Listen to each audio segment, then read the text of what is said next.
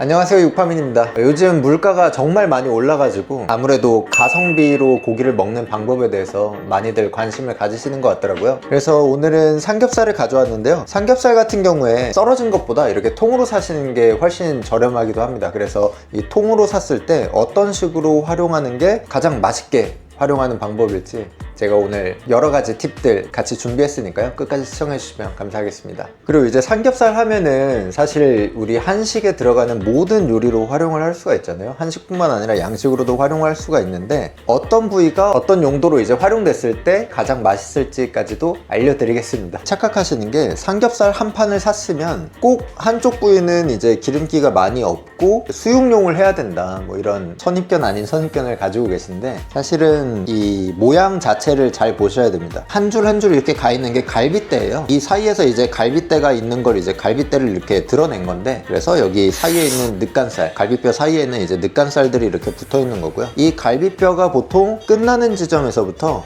한 15cm 정도 미추리라는 부분이 나옵니다. 미추리 부분은 이 오돌뼈가 여기서부터 이제 큰 오돌뼈에서부터 작은 오돌뼈까지 이렇게 쭉 오다가 오돌뼈가 사라지고, 오돌뼈가 없으면서도 지방도 많이 없고 기존에 이제 삼겹 모양과는 조금 다른 그런 부위들이 나옵니다. 그래서 이 부위들이 그냥 구워 먹기에는 약간은 이 앞부분보다는 아무래도 손색이 있기 때문에, 그래서 이 부분을 보통 수육용으로 많이 쓰시는데요, 요즘 제가 최근에 올린 영상에도 그렇고 막 가브리살로 수육을 한다든지 항정살로 수육을 한다든지 이렇게 하시잖아요. 그 부위들은 사실 삼겹살만큼이나 기름이 많거든요. 그래서 이 미추리가 수육을 하면은 이제 수육이 맛있어지는 게 아니고, 수육도 이 구웠을 때 맛있는 쪽으로 하시면은 훨씬 더 맛있습니다. 그래서 여러분들 이제 취향에 따라 갈리는 건데, 수육을 조금 이제 맛있게 만들어서 먹고 싶다 하시는 분들은 당연히 제일 머리 쪽이죠. 이 머리 쪽을 수육용으로 이제 썰어서 드시는 게 맞고요. 오히려 나는 구워 먹는 건 좀 기름기가 없었으면 좋겠어 하시는 분들은 미추리 쪽으로 구워 드셔도 상관없습니다. 근데 이렇게 보시면은 구이용 같은 경우에 우리가 굽다 보면은 촉촉하게 구우려면은 너무 바짝 굽진 않잖아요, 요새. 근데 여기 오돌뼈가 굉장히 큰 부분에서 오돌뼈 씹다가 이제 이가 잘못될 수도 있기 때문에, 그런 부분에 있어서 오히려 수육을 하면은 오돌뼈 큰 부분들이 좀 이제 부드럽게 먹을 수도 있잖아요. 그래서 이렇게 미추리가 없고 전체가 다 이제 구이용으로 쓸 수 있는 이 상황에서는 이 오돌뼈가 제일 큰 부분을 세 덩이로 나눠가지고 여기는 이제 수육용으로 쓰고 나머지를 다 구이용으로 활용할 것 같습니다.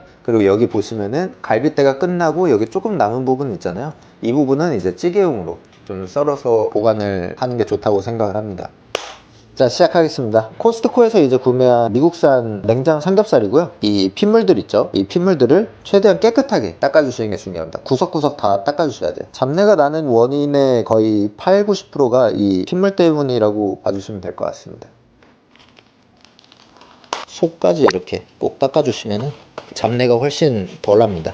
늑간살 사이사이에 이제 핏물들을 좀 꼼꼼하게 닦아주시는 게 잡내를 없애는데 굉장히 도움이 되니까요. 네, 우선 이 정도 닦아주고요. 여기도 아까 제가 설명드렸던 것처럼 여기 보시면은 지금 오돌뼈가 있죠. 여기에서부터 오돌뼈가 크게 있던 거를 여기서는 지금 잘라내고 판매를 하고 있는 것 같습니다. 그래서 오돌뼈가 이렇게 쭉 길게 있으면은, 웬만한 고수분들 아니시면 이거를 길 따라 이렇게 쭉 떼어내기가 어렵잖아요. 그래서 웬만하면은 이 앞쪽을 보통 수육용이나 바베큐용으로 쓰시는 분들이 많으니까 약간 도톰하게 이렇게 썰어낸 다음에 여기서 그냥 하나씩 발라내면 발라낼 수가 있습니다. 오돌뼈가 너무 큰 부분들만 좀 그렇게 발라내면 되고, 사실 오돌뼈가 이렇게 작아지는 쪽부터는 뭐 그냥 요리해서 드시기에 큰 문제 없으니까요, 그렇게 드시면 될 것 같습니다.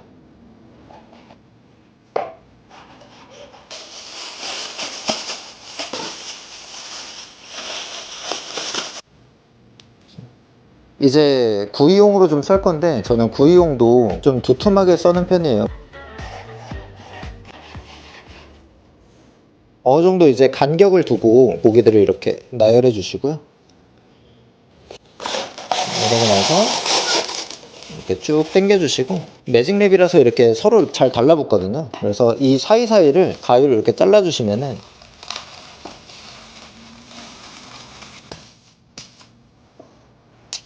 너무 오랜만에 하는 것 같아요.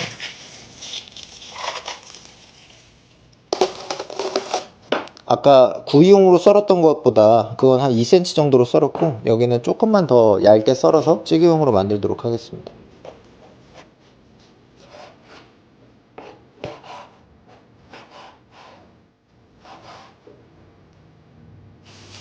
한 번에 먹을 만큼씩.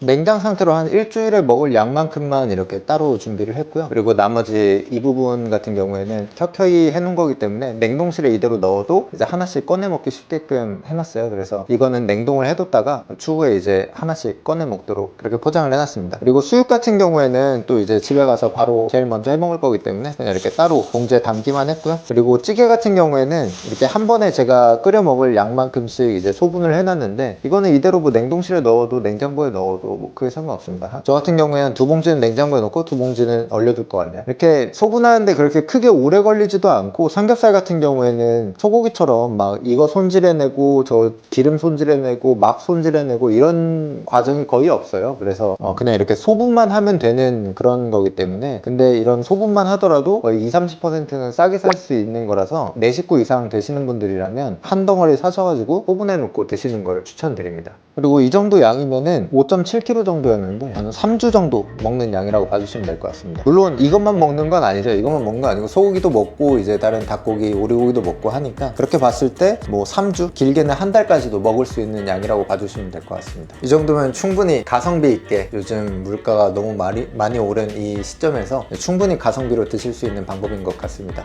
오늘 정보 유익하셨다면 구독, 좋아요 눌러주시고 끝까지 시청해주셔서 감사합니다. 지금까지 우파민이었습니다.